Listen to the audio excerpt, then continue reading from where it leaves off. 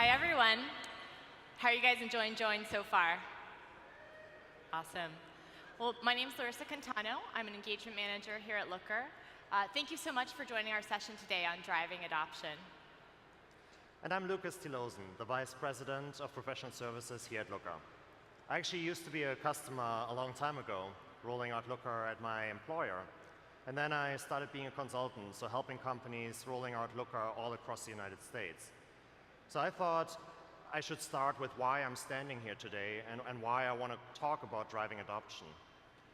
I think it's really, driving adoption is one thing, but I think the larger thing I want to get across here is I'm on a mission, and I have been on a mission for a long time. And I think a lot of you here, you're on a mission as well. We want to make companies to be more data-driven, to make better decisions supported by data.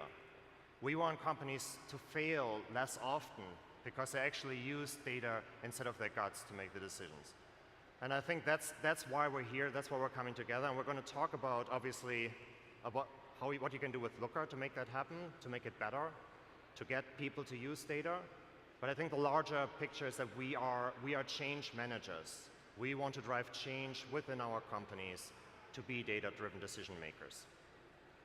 With that, let me introduce you to the agenda. So Larissa will start off with the why. Why are you maybe here? Why should your end users care about this?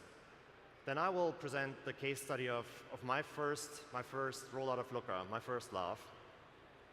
We talk about things you can do within Looker to make your rollout of Looker more successful. And then we talk about the bigger picture, the change management that I was describing. So what can you do around Looker to make your company is successful with data, not just with Looker, but with data overall, and data-driven decision making. And then we will wrap it all up with some key takeaways for you. All right, so we just heard a wonderful keynote by Simon Sinek, who's famous for writing Start With Why. Here at Looker, since we're a data-driven organization, we love to start with why whenever we take on any endeavor. So the reason we decided to put together this talk for you today is because we found that the customers that drive the most ROI out of Looker are those that invest in having a great adoption and rollout plan. As we've gone through hundreds and hundreds of implementations at Looker, we've seen some succeed and be tremendous successes.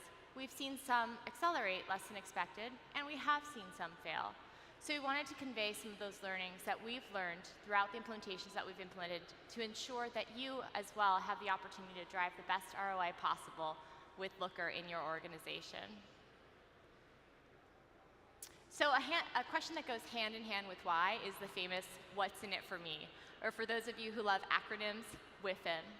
We think it's really important to focus on the what's in it for me for your people, for your organization, and finally for the system administrators who work so hard to implement Looker. So starting with your people, Looker really gives you the opportunity to let your people answer their own questions. Your organizations will benefit from that in the sense that they'll see a cultural shift. People will understand that they have opportunities to actually see the end results of the activities and actions they take on, and you'll see a cultural shift within your organization as they begin to start taking these steps. Finally, do we have any system administrators in the room here today? Folks who are responsible for the rollout of Looker within your organization? Can I see just a quick show of hands? Okay, fabulous. You guys are our rock stars. You guys are our superheroes who are making Looker happen in the organizations that you work for. And there is a great what's in it for me for the system administrators who have a successful rollout plan. You're the folks who will be able to stop running one-off queries, right, and responding to all of those tactical questions that are coming in from your line of business, and give folks the opportunity to answer their own questions. This allows you to become more strategic in the work that you're doing and frees you up to really have a position in your organization where you're setting strategy and visualizing great results. This can help accelerate careers and really help make you someone who's going to set the vision for your company overall. Yeah, so let's start with an anecdote. I think we all have been either a data engineer, an analyst, a data scientist maybe, and it's great if you're good at that. But I think to really make the change possible within your organization, you have to promote yourself. You have to elevate yourself. It doesn't matter if someone tells you you're promoted now. You know, as we heard earlier, like be a leader. Don't wait to be asked to be a leader. Elevate yourself to that. You are a product owner.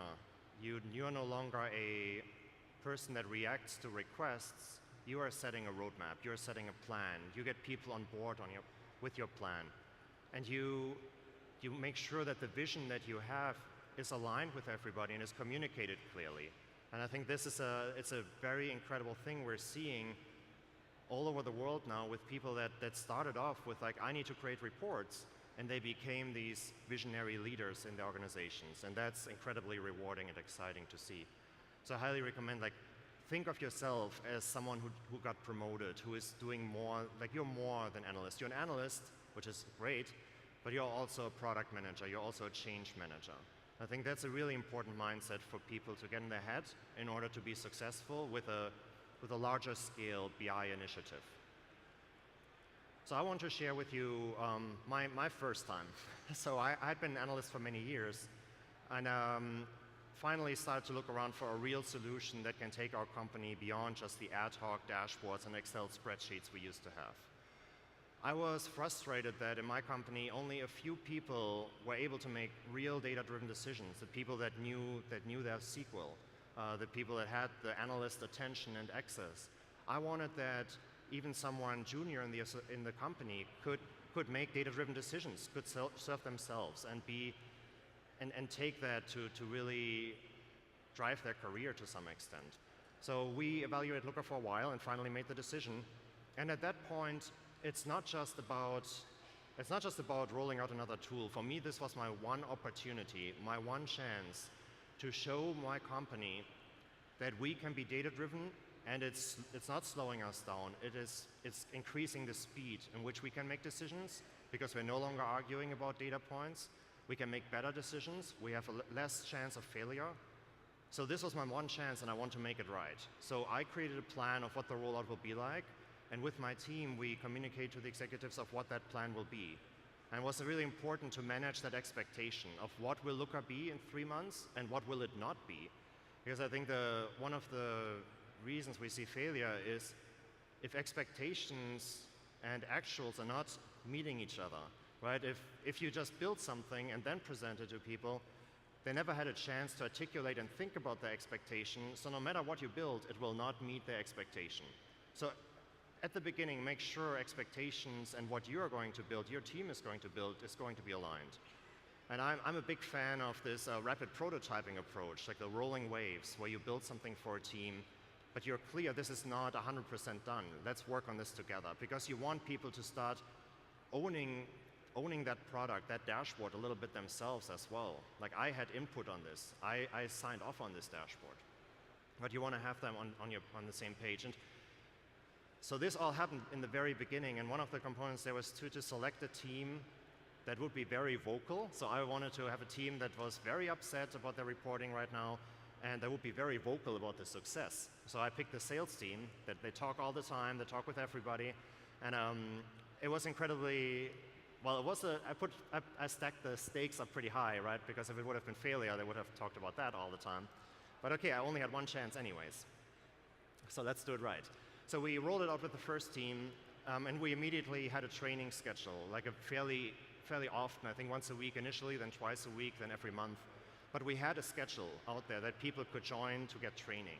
And that was fantastic. And it was clear on which department would come next and when they would come. And people were okay with not getting their reporting until a couple months, like the reporting out of Looker, until a couple months from now, as long as they knew that they were going to get it. But I think being vocal and communicating your roadmap is very important to your organization.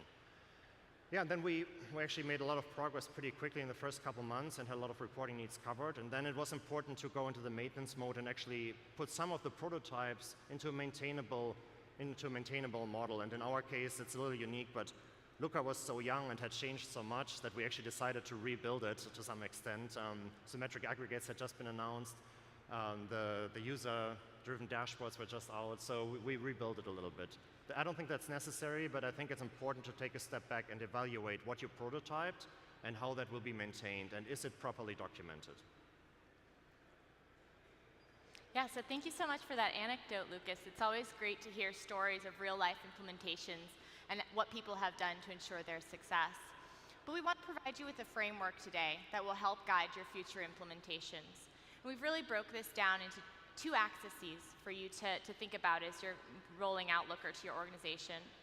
The first is about things that you can do within Looker to help improve the product and usability for your users. So along those lines, we want you to think about usability and access, right? How easy to use is your user interface? What are your naming conventions? And how easy is it for a new user who's never seen Looker before to hop right in and start using the tool? The second is content. We'll talk a little bit about maintaining great content and deprecating old content. And the last one is visualizations. How can you create beautiful visualizations that drive value? We'll also talk a little bit about operationalization, right? So how do you take all of that great content and turn it into actions for your end users? Now, the second axis that we want you to think a little bit about is what you can do around Looker to ensure your rollout success. Now, this is the axis that most people forget about. You know, they'll do a great implementation, they'll build a great data modeling layer, but when it comes to all of the things that need to happen around that implementation for it to be successful, this can be left in the dust. So the topics that we'll talk about around there are organizational structure, what you can do to align your team successfully to both implement and roll out Looker.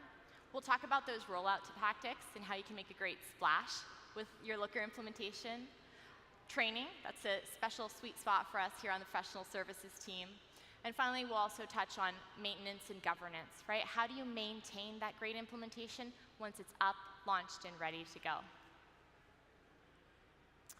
So Lucas and I will run you through this. Lucas is going to talk a lot about the things that you can do within Looker. He'll touch on the user interface, content, visualization, and then I'll talk a little bit about operationalization, which is one of my personal favorite topics when we're looking at a Looker rollout. Yeah, so these are the concrete takeaways, you know, the things you may already be doing, but some you may not, and could be interesting for you to use within your Looker instance. So I think in essence, and maybe this is a quick lesson on user interface design, but you want to make sure that someone who only occasionally comes into Looker can use it without a lot of needing to be oriented and needing to figure out where they need to go. Right, so a very guided approach. In some larger enterprises, I have approached this almost like they're our clients, and it needs to be self-explanatory, right? Anyone who comes in here, they shouldn't be trained on, oh yeah, and you have to know this thing about that thing. Like this should be a very intuitive experience for the occasional user. So as you review your instance, always try to think about, like, if I only come in here twice a month or so, right? Like, would I understand this? Would this all make sense to me? And we have some great tools that you can use to make this a lot easier. One that you see up here is like our Markdown documents, right? Like you can use those to have a very custom experience. Like this is your way to brand Looker for you. And you can put links in there, explanations. I like the idea of a fairly guided experience. Like this can be your wiki, like a truly custom experience for your business users. And then as you build out your dashboards, you know, which is, I know Frank earlier said, you know, dashboards are, I don't know what he said, we're beyond dashboards. You know, dashboards are still where most people go. And so be mindful on how you design them. A lot of people bookmark their dashboards, so I really like the idea of using Markdown maybe on the top of your dashboards to link dashboards to each other, like related dashboards, so people actually don't have to go back into the browse section of Looker and find another dashboard. They can see related ones right here. You can do amazing things with our drill down paths. So for one large enterprise, I actually created very custom drill down paths that were, you know, some case when statements that allow them to go to specific subsections of Looker based on the geography and the product people were looking at. So you take a look at what you can do there to have a curated experience again. Like I think this little topic is all about less is more, right? I think 25 well-curated dashboards are worth a lot more than 100 dashboards that have very little support around it. And then as you design, as you name things, as you add descriptions, again, think about what other people think when they come in here for the first time or like after a month of being gone. But For you, it may make sense what the difference between order items and orders is because you have been living in databases for way too long. But for most business users, they don't know the difference. And why is the Explorer called all users? Like you probably don't have another Explorer that is called some users. So be very mindful of what you name it, user descriptions, same for the dimension and measures. But I see a lot of abbreviations which are really hard for people to follow that only come there occasionally. And it's a great place to actually, a lot of companies build a data dictionary to explain what your dimensions and measures are. So even someone, like if your CEO comes in once a month, at that moment you want to make sure he picks the right date and he picks the right revenue metric. Right? You don't want them to get lost. So yeah, less is more. Then we talk about metrics that you put on a dashboard. We all put vanity metrics on a dashboard every once in a while, and people ask for them, and you still put them on there even though you know you probably shouldn't because they're nice to look at, and in the end they don't really mean a ton. Right? They're a pat on the shoulder. Oh, we got 70,000 or 7,000 new users. It doesn't mean a lot. So if you have to use vanity metric, at least use them in some sort of context. Right, so if you come, when I was a consultant, right, like and looked into dashboards, just having a quick reference line, like having a larger than 47% compared to the previous period, something like that, or goal tracking is actually incredibly powerful.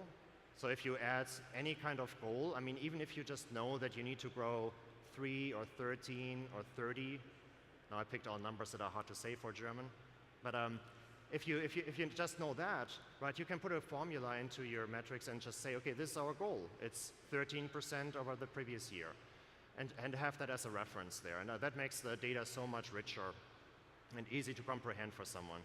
I often compare a dashboard to when you drive in your car, right? There are certain things on your dashboard that you won't change your driving behavior from. So when you see the oil temperature, right, that won't change the way you drive. But what will change the way you drive is the speed, right? You may see that you're going too fast. And so whenever you can, try to get actionable metrics in there because that makes people come back, right? I think the higher level goals, those are incredibly powerful to get people to want to have access to Looker for the first time. And they may come back once a week to check how their team is doing compared to the goal. But the actionable metrics is what makes this part of their daily life. They want to see where they have to decrease marketing spend, where they have to look closer at a certain customer. Right? The actionable metrics is what makes people come back all the time. And then on the visualization front, that's another hard one for an analyst, right? Like most of us probably would just put a table in there. So this is right, like this is probably for me. And for the finance team, they may like that too. But for the sales team, this may not be the right visualization. So some people, right, maybe the sales team, they may like one that has donut charts on it, something I probably wouldn't necessarily put up. But you have to make sure you understand your end users. I had a couple people just ask them to draw it on a whiteboard on what should it look like, and then we can make it like that. Right? Because there's so much back and forth sometimes lost in that translation of what is really meaningful. And Larissa will talk a bit more about bringing content to your users and making it very accessible. Because remember, in the end of the day, our goal is not to make people like tables. In the end of the day, our goal is to make people want to be data-driven on a daily basis. That is really the mission we are in here for. So operationalization is one of my favorite topics around Looker. And the reason for that is once you have your great content, your fabulous user interface, and visualizations that really drive action, operationalization is what's going to translate that into a more successful business. So when you think about operationalization, what is that? What does it mean? Besides being a little bit of a tongue twister, the Merriam-Webster dictionary defines operationalization as the process of taking information and turning it into action. So when you're trying to do this, we recommend that you think about it on two different levers. One is actionability. How do you actually create actions derived from your data? And the second is delivery. How do you get that right data to the right people at the right time? So with actionability, we really want you to help define this at an organizational level, right? You might have some incredibly intelligent people who work for your organization, but smart people will come to different conclusions about what should be done with information. So Take the time to sit back with your team leaders, with your executives, if you're a bit more democratic, with the team itself, to figure out what you need to do with the data that you're receiving on a daily basis. Does the data tell a story? I can't tell you how many times I've seen dashboards with a variety of looks that don't necessarily come together nicely, right? So you really want people to be able to take a look at those dashboards and walk through them to truly understand what's going on with your business. Avoid monster dashboards, right? Avoid those dashboards that have every last bit of information that someone could possibly need in their entire year at a company, and really make those tangible and actionable. You also want to make it incredibly easy for your users to identify problems and successes, right? And determine what actions they'll take from those. This can be simple. You can use color coding, right? Make sure that positives are highlighted in green, negatives are highlighted in red. I know that's so simple and so elementary, but with all of the incredibly technical folks that we work with every day, we often find that these types of things are forgotten. So we do think it's really important to highlight to you all today. You also need to work with your organization to determine what actions are you taking, right? So when you have that action path and really understand what needs to be done, this should be cohesive and something that you work in lockstep to achieve. And finally, don't forget to determine who's going to take that action, right? You don't want to have that moment of, oh, Lucas, I thought it was you. Or no, Larissa, I thought it was you, right? So we want to make sure that we have a clear path of responsibility to ensure that any problems that we run into, any great successes are taken care of appropriately. Now, data delivery is a fantastic way to make sure, as I mentioned previously, to get the right data to the right people at the right time. And Looker really thinks about how we can integrate data into your day-to-day, right? So we've created a bunch of great technical resources that will help you get there. First and foremost is scheduling and alerts, right? How do you ensure that people are getting that information in their inboxes when they need it? Scheduling is great because you can have consistent information sent out to your end users. For example, we have an operational business pulse dashboard that we send out to our operations team on a daily basis. Alerts are fantastic for capturing outliers in your data set. So at the professional services team here at Looker, we're always having new engagements that need to be assigned to a team, to a professional services consultant, et cetera. So we have a look that shows us all of the engagements that are waiting to be assigned, and we want to keep that look down to 0 as much as we possibly can to ensure that people are getting the quick service that they expect once they've started to use Looker. Integrations are always going to help with that data delivery. So Looker is going to be your primary analytics tool, but people will be living in other solutions, right? You're going to have field services teams, sales teams, who don't necessarily access Looker all the time throughout their day. So bring the data to those people through integrations. We use integrations with Salesforce at Looker, so you can actually bring those company dashboards into an account page, right, and see product analytics on specific accounts. And Slack integrations are a fantastic way to actually bring data in context into conversations. For example, you can ensure that you have a Slack channel that will actually pull information in to the different groups or teams that need to be accessing Looker. And if you want, you can actually create a link to Looker Looks that will be brought into Slack conversation so that people know what data they're talking about as they're having those conversations. Finally, centralization is also a great way to ensure that people are accessing the right data and even modifying data through Looker. So in this day and age, most enterprise software tools do have some sort of reporting capability, right?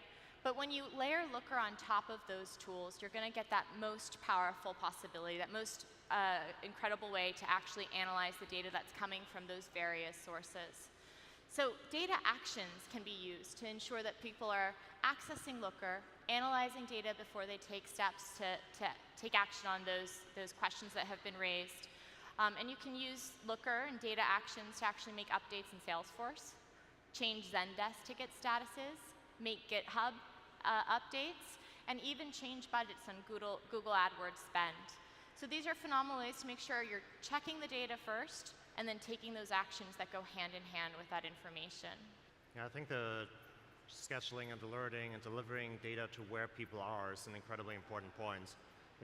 Again, like our goal is not necessarily to get people where we want them to be. We want to make sure they get the information to have and make data-driven decisions. So that's wherever that needs to happen, right? So this one, what can you do around Looker? That's one that I'm personally very passionate about because I didn't really think about it in the beginning, and it really made a difference when I did. So who would consider themselves as a more technical person? Okay, it's actually, maybe they're just like a little bit showing their hands. But yeah, one of the things I think that's a bit hard to realize is, you're doing an amazing job. You're doing an amazing job creating a BI, setting up a BI tool, setting up reporting. And that doing such a great job is maybe not enough to be successful. So often it matters what you do around that to actually get your company behind it and get people excited about it. So this topic is around, this part of our talk is around driving adoption around Looker. We'll talk about the organizational alignment, the rollout tactics you can use, the training and the materials we have available, and the maintenance you will have to perform in order to keep it alive, right? To keep it great even years from now. So here's a little bit of a journey map that is similar to when I did my first rollout, and then many rollouts after that.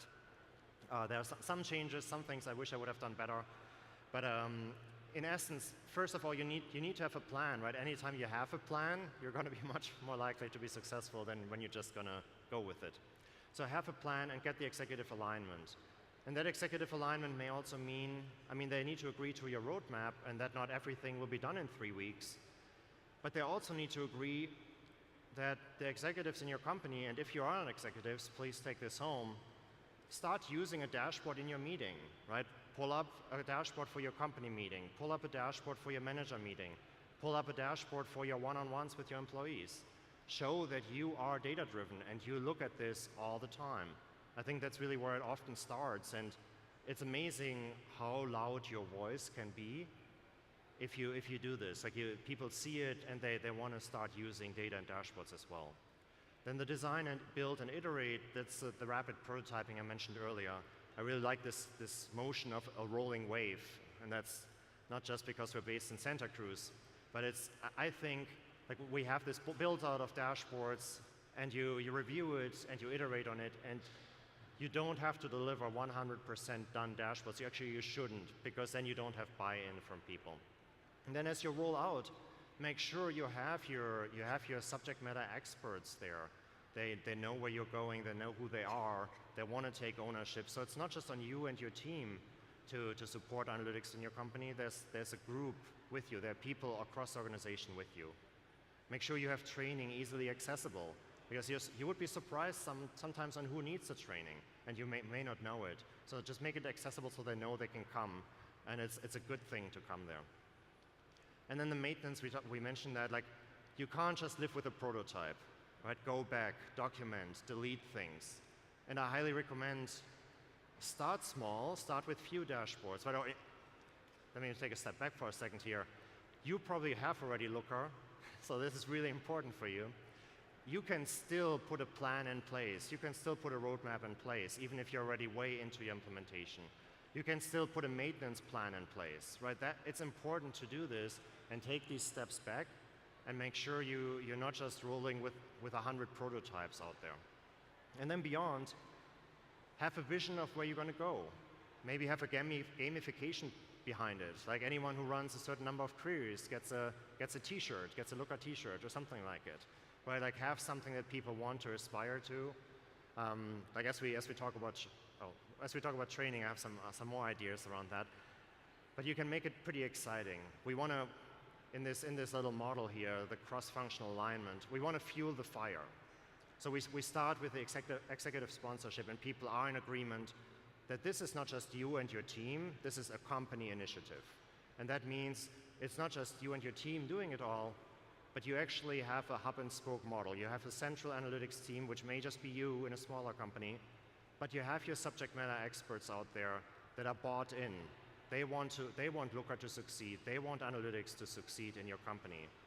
And that's tremendously helpful. Like you probably don't want to, and most companies wouldn't want their analytics team to just blow up because it's a giant project. Like, there are many people that own that for multiple reasons. I mean, one obvious is that they know the business really well. So one thing I love to do is using iLooker, using our usage data, to identify who my subject matter experts could be, because sometimes they're in surprising places. Like, I was rolling this out for a large company, and I found this guy in London who he was running 300 queries a week, I mean, in his first week already. And I just reached out to him and talked to him, and he was like, I want to do this. I want to be a Looker expert. And he was a junior hire in the company, and he became the London office representative and started building out all kinds of dashboards. And I barely ever had to go on an early morning call to talk with the London team. So it's a win-win situation, right? Now it's not just my product, but it's also his product, and he talks about it, advertises. And then fuel the fire, right? As you roll out Looker, one thing I highly recommend, and I didn't really think about that at first, but keep a tally of all the things, all the cool things you and your team builds. So if you have a ticketing system, you already have something like that. But if you don't, just record it. And at the end of the month, when Looker rolls out a new version of Looker, send out a release email and say, hey, we just released a new version of Looker, and here are the new amazing visualizations that Looker has. But also, here are all the great things we did over the last 4 weeks. But I think you have to step out of the space of just being great at what you do and actually advertise that a bit, because people sometimes come into Looker and it's maybe not fully built out. It doesn't have all the things they were hoping for. It's important for them to know, like 2 months later or a month later, it actually has that feature. So keep advertising it, fuel the fire. Right, the Looker T-shirt initiative, I mean, that's a cool one where you say anyone who runs X number of queries gets a T-shirt or something like that, right? Or my subject matter experts get one. I think having the hub and spoke model and that excitement, that's not just in your team, but it's across the org, that's really vital to the success of being data-driven in your company. And then on the training front, I've mentioned it now a couple of times. I'm very, very passionate about training. And in the end, professional services at Looker, that's what we are. We are trainers, right? We want to be mentors. And if you do, well, you have to do training, and you have to have a plan, and you need to advertise that plan. You need to show that every second Wednesday of the week, or every first Monday of the month, not every week, you have a training, and people can come to it. And then use our materials, right? Like sometimes, like I do a business user training, and I totally skip over things because they're just so obvious to me, but they may not be obvious at all to the people in the room. Like the pivot button, what is that for? Like I get questions like that, and it's fantastic when people ask the questions, but it's dangerous because so many people don't ask. They just figure out they're going to learn it later, and then they never do. So make sure you use our materials because they walk people through of a regular business user training covering all the important things that you may skip over. I love giving people an exercise to do, like either during the training or at the very least after the training. Take 5 minutes, build a template, like something that you always need. You're in the marketing team, you always care about the last 90 days. Build a template, save it in your space, so they have something they built. Right? Just the virtue of having built something yourself makes it much more sticky.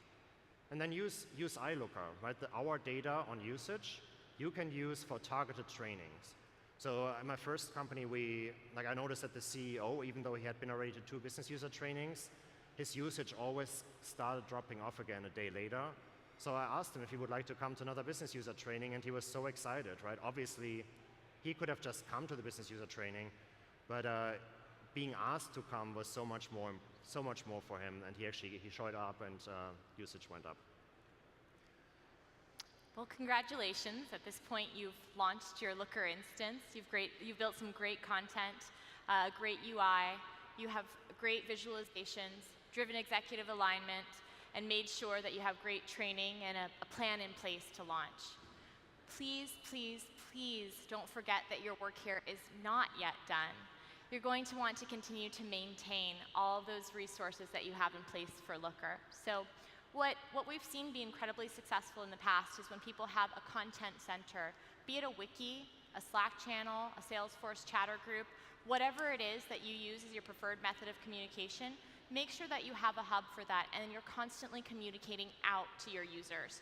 right? So some companies prefer email, some are more fans of using Slack to notify people about changes. Don't think that even those small changes aren't going to impact your users. They will, and people will really appreciate that additional messaging, and that'll help keep Looker and analytics top of mind for your end users.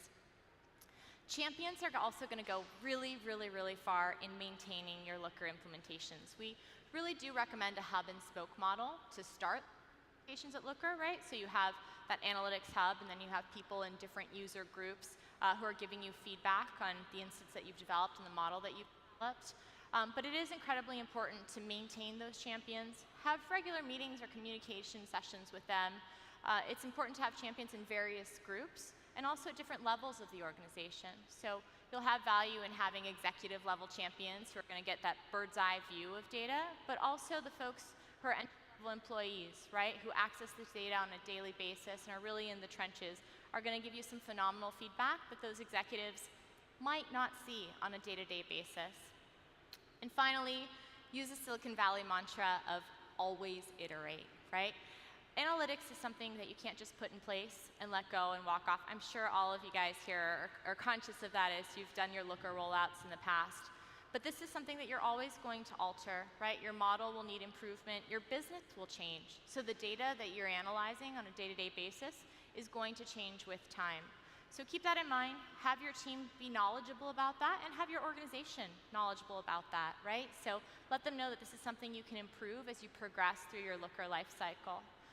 Do put some governance levers in place around that iteration, right? So it is helpful to perhaps create a ticketing system where any new requests for UI changes or dimension and measure changes can be processed and vetted by your team so that you don't dive into data chaos without necessarily having governance around the iteration that you're working on a day-to-day basis.